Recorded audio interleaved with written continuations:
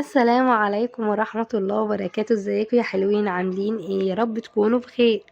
رمضان كريم، كل سنة وانتم طيبين، وتعاد عليكم الأيام بخير يا رب.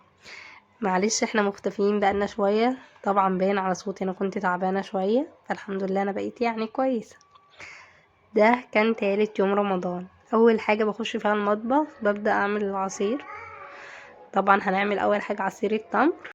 اللي تحبي بقى في التمر تحطيه من الفاكهة حطي. انا حطيت موز وفراولة وبصل وزبيب وتينية ومشمشية. وطبعا التمر مغسول كويس ومتقطع زي ما انتوا شايفين كده، مكسراه، والسكر. بس كده احنا خلصنا اول عصير، هنديله تقليبه بقى ونركنه على جنب ونعمل العصير التاني. هنعمل العصير التاني بقى ايه؟ عصير فراولة باللبن.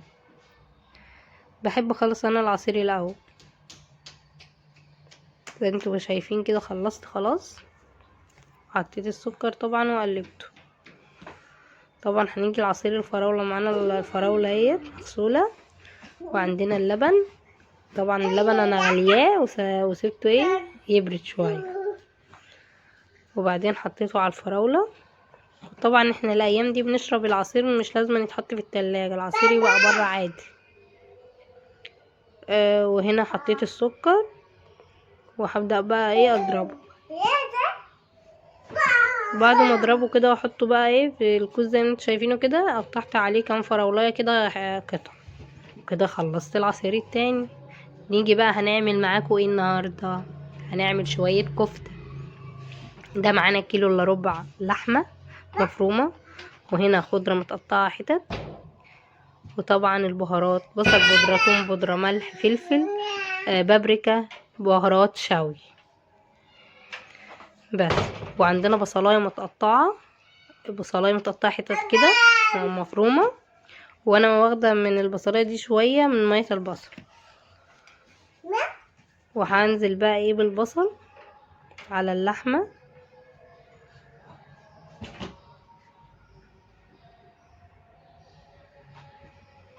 وهنزل بالخضره والبهارات. وممكن في الخطوه دي تحطوا معلقه ونص دقيق على الكيلو الا ربع لحم. بس انا بقى قلبت الاول، انا نسيتها يعني عامه، فحطيتها لما قلبت. حطيت المعلقه ونص دقيق. بتخلي الكفته جميله متماسكه، وطعم الدقيق ما بيبانش فيها خالص، ولا كأن فيها ريحه الدقيق حتى. وهنا اهوت معلقه ونص دقيق، رشيتهم عليها كده. وهقلب بقى بايدي، مش بيبان فيها الدقيق خالص، ده هي بتمسك كده اللحمه، وتكون طعمها في قمه الروعه. جربوها والله مش هتندموا. وهنا بقى كنت هصبع بقى الكفته.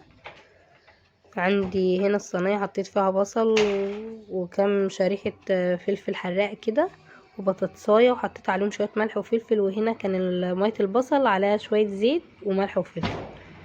وهعملها بالمعلقه زي ما انتوا شايفين كده. هعوز ميه البصل بالمعلقه كده، وابدا بقى اصبع الكفته.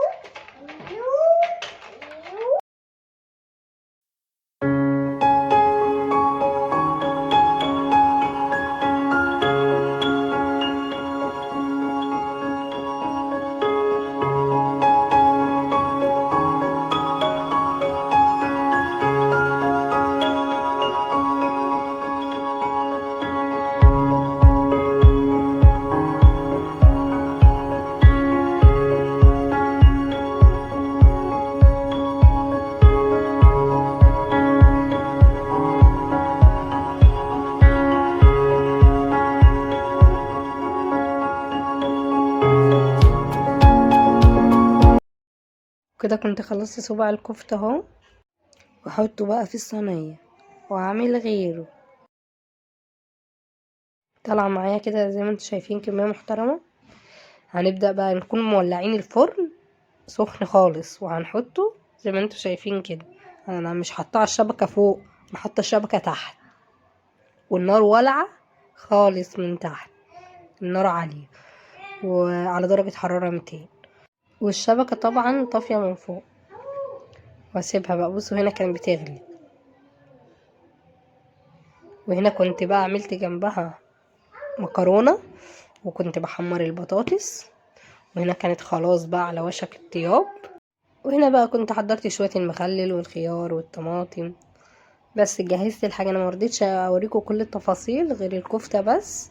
طبعا المكرونة عاملاها معاكم قبل كده، وكلنا عارفين تحمير البطاطس والحاجات دي والتقطيعات والحاجات دي. وكده كنت خلصت الفطار. متنسوش اللايك والشير. وانا دلوقتي نازلة عند حماتي حبيبتي. سلام عليكم.